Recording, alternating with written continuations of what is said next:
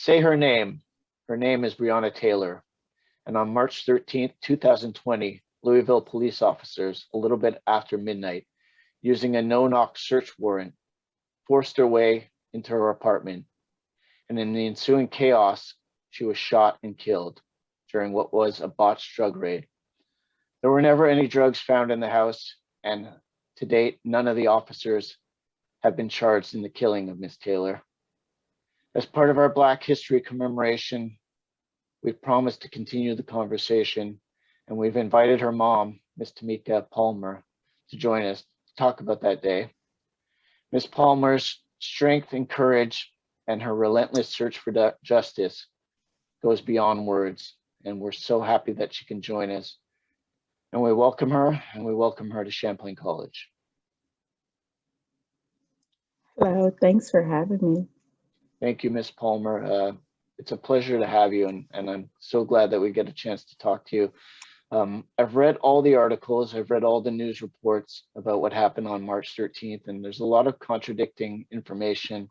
So I guess the first question I want to ask you is, to the best of your knowledge, what exactly occurred that night? So for me, what occurred was I was in bed sleeping. It was after midnight. Kenny called me, and it wasn't unusual for him to call me just because usually they would call and see where I was or what I was doing. So when he called, I just assumed it was just that.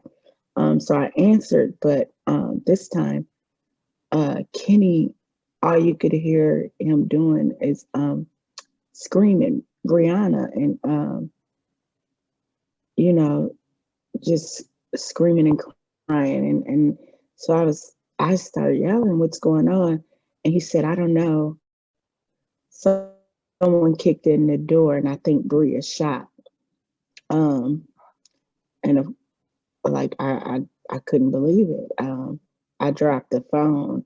So when I dropped the phone, I guess we got disconnected. So I started calling Kenneth back, and but he wasn't answering. So I started calling Breonna. She didn't answer. Of course I just jumped up and head over there. So I get there. I don't get to the apartment. I get to the street, which looks like a parade. It's lined with police cars and lights. So I tell the officer who I was and why I was there and that I needed to get through. She tells me I needed to go to the hospital, that 2 ambulances had went through, and so I should head to the hospital. And so I do. And I go there and I tell them why I'm there and what's going on. And so, of course, they say that she's not there yet. So I wait for just about 2 hours. And so the nurse comes back and again, asks me Breonna's information. And she said, well, let me see what's happening. So she goes and comes back and said, we don't have any record of this person even being on the way. So I instantly go back. I know something is wrong. And by this time, I'm able to get through the street and I'm able to get to the her apartment. So when I get there, there's a bunch of officers just kind of sitting around, hanging out, laughing and whatever. So I try and get through there and they stop me and I tell them I'm there, what's going on. They tell me to hang tight, that a detective will come over and talk to me. So it's about 45 minutes before the detective comes over. But when he comes over, he introduces himself and vice versa. I tell him, I'm asking where's Breonna, I need to see her. So he asked me if I knew anybody who would want to hurt Breonna or Kenny. Wow. And of course not, so I'm like, of course not. What's happening? And so he tells me to hang tight. He leaves, he comes back. Then he asks me if Kenny and Breonna have been having any problems. And so I asked him, are you insinuating that Kenny did something to Breonna? And he said, no, I'm just trying to understand. he says he's just trying to understand what's happening. I said, well, where's Kenny? Because you're not telling me anything. I need to talk to Kenny. So he tells me that Kenny is at one of their offices trying to help them piece together what had happened there. So we wait and we wait. And it's now, by this time, it's probably about 3:30 in the morning and it's freezing. And when I left to head over there, I didn't grab a coat or anything. So, he tells us it's going to be a while longer. So I leave to go grab a jacket and get coffee, and we come right back. So now we're just waiting and waiting and study asking questions. Nobody will tell us anything. So it's about 11:30 now in the morning that the officer comes back over and says that it shouldn't be too much longer, that it wouldn't be much longer, and then we would be able to get in there. So by then I'm angry and I start screaming at him, "Where's Breonna? Why won't anybody tell me where Breonna is?" And he just kind of looked at me and said, "Well, ma'am, she's in the apartment." So I knew what that meant at that time. So 12 hours later, it took you almost 12 hours to find out what had happened to her. Yeah, well, and it took me to figure out that she was in that apartment, so I knew what that meant. But we didn't get into the apartment until about 2:00 in the afternoon, but we never got to see Breonna or anything. So before we got into the apartment, he said something about an officer being shot. And I said, well, what happened? Why was an officer shot there? He told me that the officer was responding to what had happened there that night. So when we left, after we got into the apartment, we weren't there very long. It wasn't till I got back to my sister's and the news was playing that I found out that the police had shot her. Wow. So I instantly, before we left, he gave me a card to call. If I had questions, I instantly started calling and leaving messages because I was just there for over 12 hours and no one told me that the police had shot her. And of course, he never returned my call. No one did from the station at that point. Wow. So early on, they're treating this as if someone had gone into their apartment and they were responding to something. And that the officer was shot in Breonna. So I left there thinking that until I was at my sister's, and then on the news it said something about the officers being in a shootout with a drug dealer or something along those lines. It's not the exact wording, but it was close enough to that. And so I, like I said, started calling the detective and the police station and leaving messages, and they never would return my call. So it was a few days later that I reached out to an attorney because no one at the police station would talk to me. Wow, can't even imagine. One of the things that's really confusing when I was reading the reports, baffling almost, is Breonna and her boyfriend, Mr. Walker, posed no serious threat to society. Have you ever gotten any information or explanation as to why the police had to use such extreme tactics going in after midnight, breaking into the house basically? That's pretty much it, that these officers were on some sort of rogue mission, because it was said that they, during the briefing prior to them executing these warrants that they had, that they were not supposed to even go to Breonna's house, that it was said that that house never posed there was not enough interest for them to be there. And Breonna wasn't a person of interest, so there was no need for them to execute a warrant there that night. When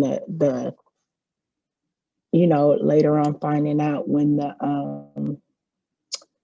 the call came that an officer was shot, the actual officers who were executing a warrant over on Elliott Street couldn't understand why they were saying officers were shot, because no one was supposed to be over on Springfield Drive, which is where Breonna lived.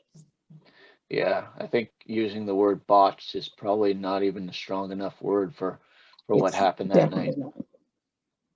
Definitely not. One of the many reasons we asked you to join us is because we didn't want Breonna just to be known for this one single event. We wanted to talk about Breonna. Could you tell us a little bit about her, what she was like growing up? Breonna always has been full of life, just always easy. You know, when my cousin nicknamed her Easy Breezy, because Nice. even as a kid, she was so easy to take care of. She never cried. She never was any trouble. She never was in trouble. She didn't ask for much. So she kind of, we said she had a nose. So I was a kid having a kid. So I felt like we grew up together. So she just kind of had this old soul about her. She was definitely ahead of her time. Just, I don't know anybody who didn't love her. To meet her, you loved her. Yeah, I read one of the great quotes I read, and it really, really brought a big smile to my face. As you said, she was full of life and easy to love. And what a great description of someone. Yeah, definitely. So easy to love.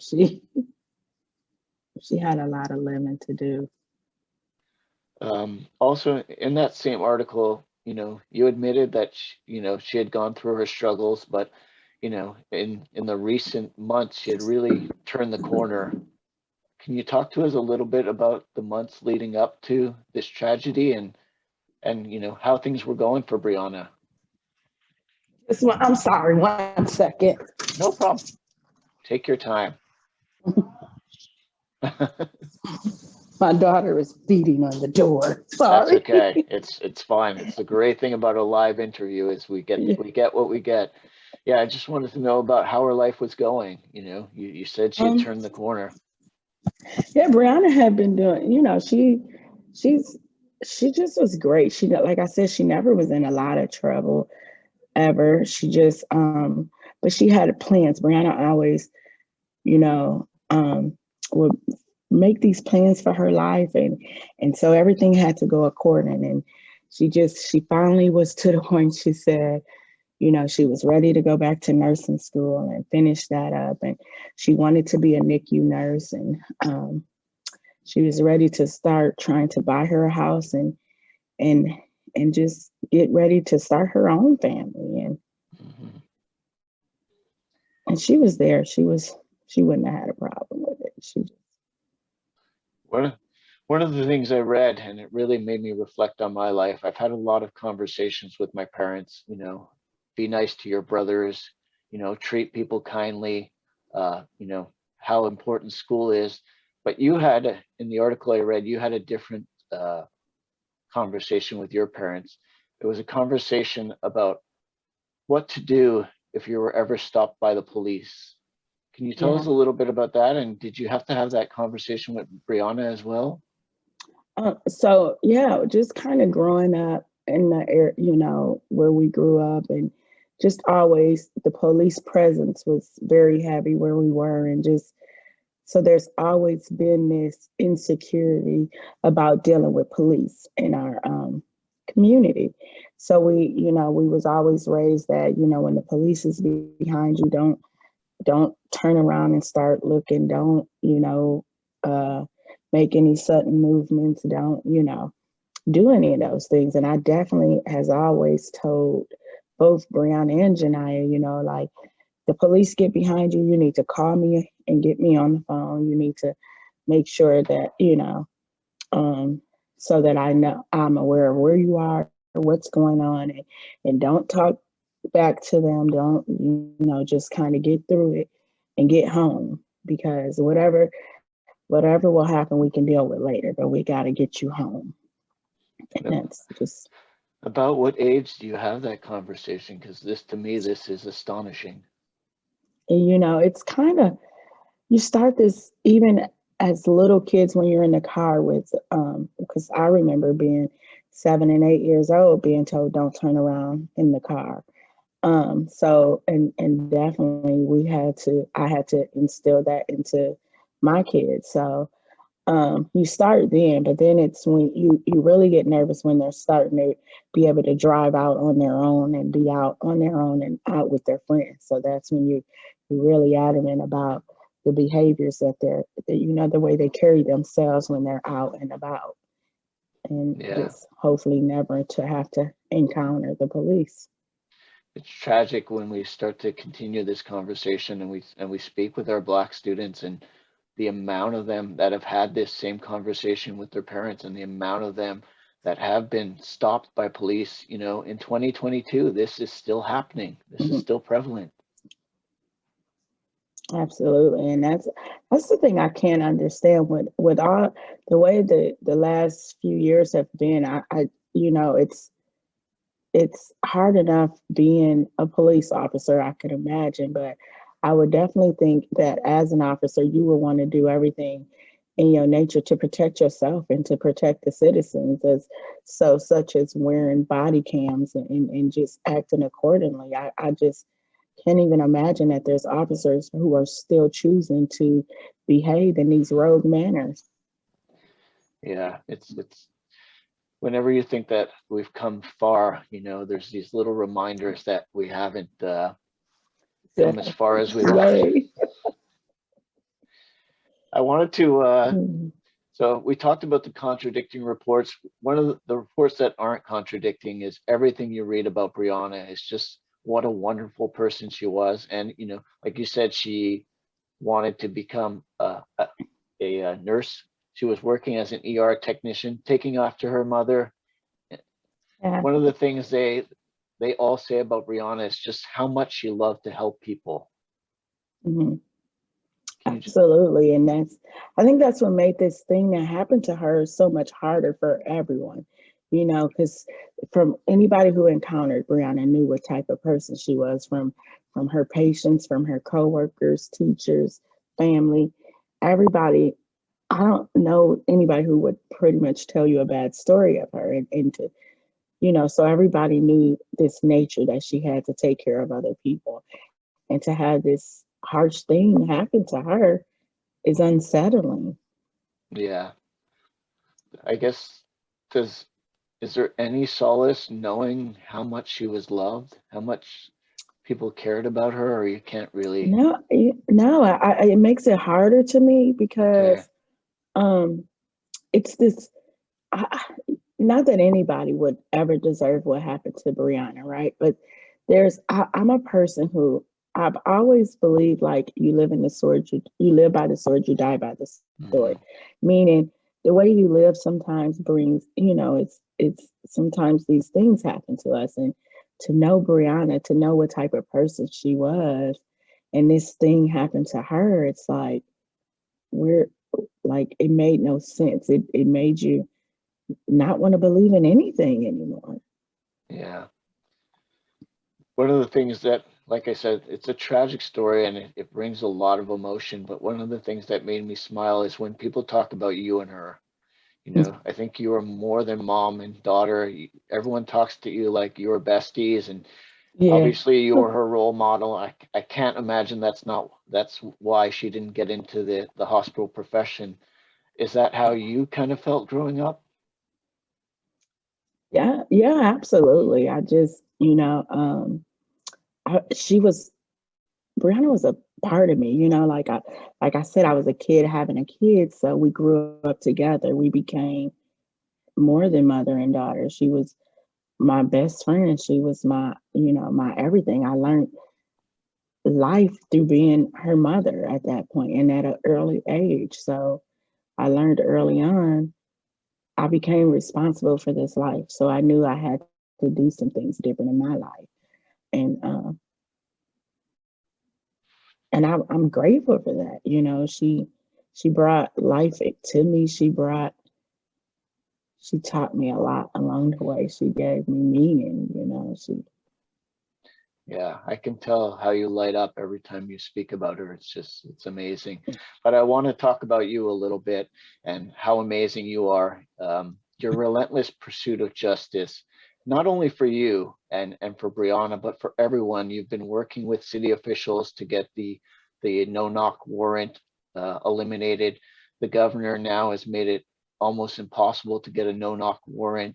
There's been many reforms, and it seems to me that the reason you're doing this is not only for Breonna, but so that nobody else ever has to experience this again. Am I right in that? Absolutely. I would have loved to have had those things in place to protect Brianna, but they don't, right? So, we have to learn from it.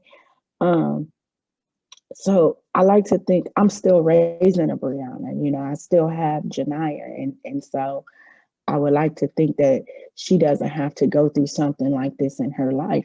And if she does, that it's handled a lot better than they did Brianna's case, and justice is that people are actually held accountable, and things are just done in a more swift manner, a more delicate manner, just, because from the very beginning, it was one cover up after another, and to have no one be held accountable is insane. So again, it's for the Briannas to come. Mhm. One of the things that angered me the most, and I think is the most confusing, is three of the officers have been fired. So there's an admittance that they did something wrong. One of the officers was Yes. assigned to desk duty. There was an admittance that something he did was wrong. Mhm. So you have four people where the police are clearly admitting something went wrong. Why has there been no justice? That's the thing that sits in your gut. That's the thing we're still fighting for. That's the thing we're still trying to understand. You cannot tell me that this thing that happened, they were fired for this thing. So we now know that they did a number of things wrong. They broke some laws. But to not hold anybody accountable is a disregard for life. Where where are you, or where are we in the justice process? Has the case gone cold? Or I know you'll fight until your last breath, but Absolutely. where is it at right Um, now? I definitely fight till I can't. But we're waiting. The FBI they're doing an investigation, and then the DOJ is doing an investigation. So it's kind of, we're going back and forth with the two of them and waiting to see what's going to happen. But for the life of me, I can't understand how is it we're coming up on 2 years, and so the FBI came on very early on, so they've been here just about 2 years with us. The DOJ hasn't, they didn't get the case until a little later, but um, I just can't imagine, like you said, these people are fired. And I've even sat through two hearings for two officers attempting to get their jobs back, and they still upheld them being fired. So you cannot tell me that there shouldn't be more done. Is there still hope for justice? I pray, I hope. I don't have a lot of faith in the system. It has continuously failed us a number of ways, but I like to think that the world is changing. I would like to think that somebody will do something. Yeah, I would like to think that too. I think people like you always hope the best, Mhm. and I hope the best for you. Yeah. Is there, we're going to wrap it up, but is there Okay. anything that you want to add, or anything that we've missed? No, I just want people to realize that Brianna was 26 years old and full of life, and had a lot of living to do, and she didn't deserve what happened to her. No one does. I don't care what type of life you are living. You don't deserve to have your door kicked in the middle of the night and be killed. Um, and just that the system failed her, and they need to be held responsible for that. I don't know a lot of things in life, Miss Palmer, but the one thing I know is that Breonna is looking down on you and smiling, and she has to be so proud of her mom. And I'm, as proud of you were of her. Um, she couldn't have had a better mom, and what you've done and how you continue to pursue justice, like I said, not only for her, but for the Breonnas of the future is just amazing. And I'm really, really blessed that I had the chance to talk to you today. Thank you so much. Say her name. Her name was Breonna Taylor, and she Absolutely. deserves justice. And we'll end it like that. Absolutely.